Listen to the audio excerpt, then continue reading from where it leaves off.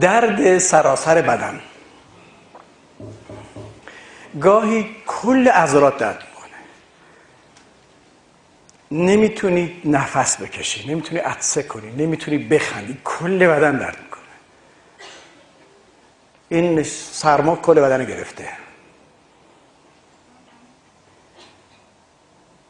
سرما در بد و امرش که سرماخوردگی شروع شد و سر سنگینی داره، یه مقدار آویزش بینی، حجامت گرم کتف 7 مرحله،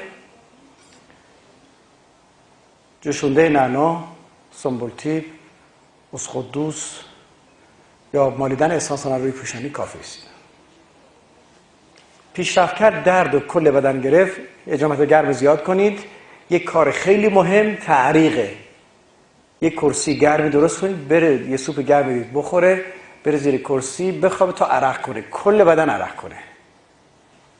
این بیماری آدمکش است. درمانش اینه. کرسی ندارید، یه دونه از این اجاقای برقی بذارید تو زیر یه 4 تا صندلی، پتو بندازید روش، یه کرسی مصنوعی درست کنید مثل زیر همین میز مثلا. به هر حال ابزاری که بدن کرد عرق کرد پا شده.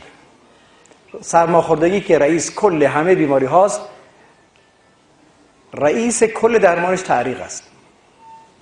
و از طریق سرماخوردگی است که بیماری های بزرگی درست می شود.